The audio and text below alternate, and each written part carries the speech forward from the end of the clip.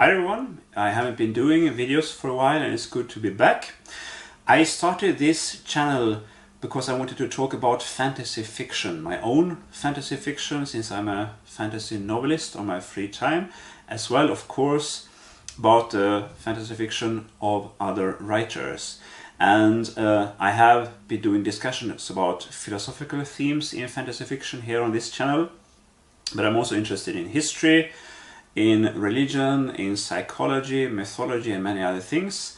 And I have also been discussing a few films, fantasy movies and also science fiction movies. And science fiction of course can be seen as fantasy in a broader sense. It depends on how you define the concept, of course. But I would also like to talk about politics, because there is quite a deal of politics going on in fantasy fiction. And this of course is also an important topic which has more to do with what is happening in the world today perhaps than many of these other issues like history, religion and psychology and so on. And I recently watched an interesting video by Stefan Molyneux, who has a big YouTube channel where he's talking about philosophy, but also about history and about politics. He calls it a philosophy channel. So I guess he defines philosophy fairly broadly, which of course is okay. And he had a discussion with a man called Dr. Duke Pesta, the director of the Freedom Project Academy. And the video is called The Lord of the Rings Real World Parallels, where he discusses the Lord of the Rings and political topics. And I thought it was very interesting. I made a few notes, and let's get right to it. What I found interesting in this discussion was mainly the comparison between the character of Gollum in The Lord of the Rings and today's social justice warriors. Molyneux cites Gandalf in the Fellowship of the Ring, where he says that Gollum both loves and hates himself like he loves and hates the ring. And this is also in the movie, by the way. The social justice warriors are embedded in sophistry, but with no direct access to power, Molyneux says. Likewise, Gollum is swallowed up in sophistry, but has no power, and that is why he wastes away. The term sophistry comes from ancient Greek and originally just meant teaching wisdom. The sophists were people who traveled around Greece teaching for money, around the time of Socrates, basically. Plato changed it to meaning willfully distorting truth by means of dishonest argument, and thus for him the sophists were teachers of a bad form of rhetoric. Molyneux goes somewhat further and seems to refer to mind control by means of language. Sauron has great powers of sophistry, he says, since he has the power to control the minds of others, but he also has actual power, by which Molyneux means political power. The social justice warriors have a terrible fear of power, he says. They see power as structures, and thus exploitation and corruption everywhere, in the same way as Gollum fears the ring. On the other hand, they also love power in that they want to promote politicians to fight against all these imaginary evils. But because they don't have political power themselves, they waste away, and they end up both loving and hating themselves. Hating themselves because in their hearts they know they are corrupted by sophistry, and that they are mere tools for those in power, while at the same time loving themselves to such an extent that they refuse to submit themselves to debate and criticism. The leftist manipulators, Molyneux says, the manipulators of language, end up divided against themselves, with no peace of mind.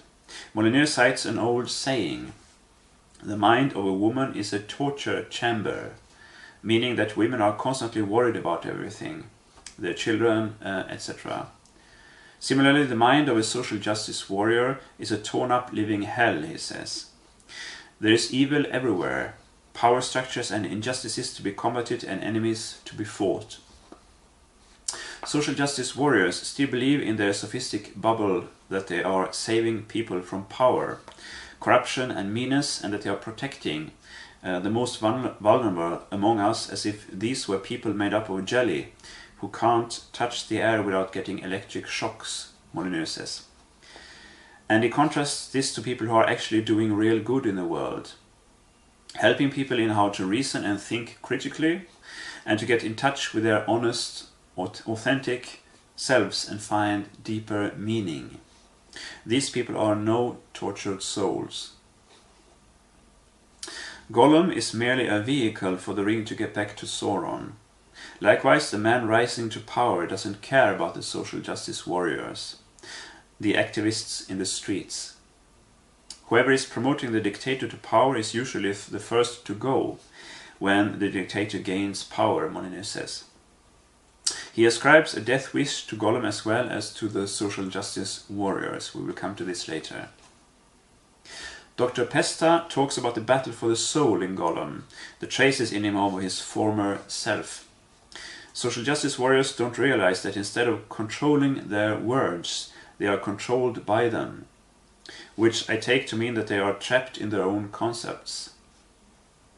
They are not able to reason outside their own fixed dogmas, like patriarchy, toxic masculinity, or rape culture. He then compares Sauron to Stalin, who originally wanted to become a priest. Stalin's personal failure was the cause of his hatred and his bloodlust. He does not discuss Sauron further here, but we may add that according to the Silmarillion, Sauron was originally a good spirit who fell under the spell of the evil god Melkor, and that after the fall of Melkor, Sauron had the chance to repent, and he may have been on the brink of doing so, but then he returned to his destructive ways. According to Dr. Pesta, the social justice warriors have bought the idea that people who look like they do are responsible for every evil in the world, that if it weren't for them, humanity would live in harmony. The only way they can deal with this is to force other people to conform to what they think should be done. Molyneux closes the conversation by noting that Tolkien was a conservative who propagated limited state power, and that the Soviet Union banned all of Tolkien's works, which is interesting, I didn't know that. But The Lord of the Rings had been passed around underground in a banned Russian translation for decades. After the fall of the Soviet Union, when the crowds poured into the Red Square in Moscow, there was a demonstrator holding a sign with the words, "Frodo is with us." I think it is correct to read The Lord of the Rings as a book about the dangers of state control, among other things. But I think that a comparison between Gollum and the social justice warriors, although being interesting and informative, has some flaws. Gollum hates the ring because he knows he's addicted to it, at the same time as he loves it, the same way a junkie loves his drugs. He doesn't necessarily fear the ring, however, rather he fears Sauron, who wants to take it from him. Molyneux calls the ring a sophistry, but later in the discussion he calls it state power, although what he calls sophistry is what promotes state power. It's not state power itself.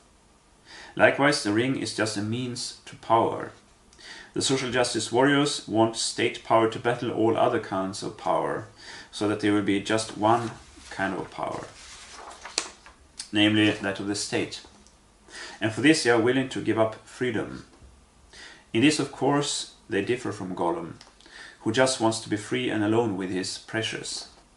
On the other hand, I think that Molyneux's analysis of the psychology of the social justice warriors is correct, of their love-hate relationship to themselves, which further fuels their aggression and fanaticism. It is interesting that Molyneux mentions the old saying about women, although he quickly adds that it's certainly not true for all women, namely that they are constantly worried about everything.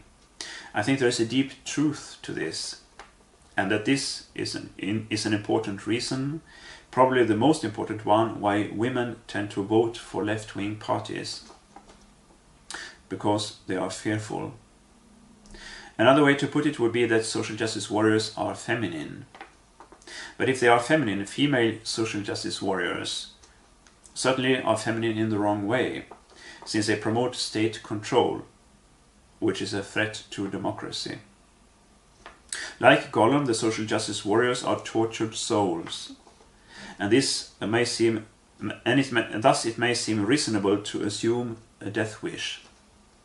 People that full of hate towards others and towards themselves usually have no wish to live. It may well be that the only thing that makes them concentrate on anything else than their own self-loathing and thus keeps them going is a struggle for what they conceive as justice, as Gollum is striving to reclaim the ring. The same can probably be said about Hitler, whose political struggle gave meaning to a failed life.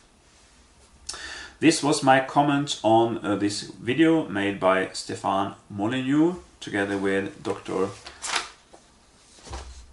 Duke Pesta, called The Lord of the Rings Real World Parallels, which I thought was very interesting. It's well worth watching.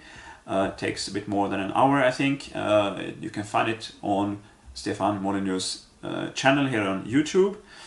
And I thank you for your attention. Please give me your comments below what you thought about this presentation and discussion and criticism. And of course you're welcome to subscribe to this channel if you like this, and I hope to talk to you soon again.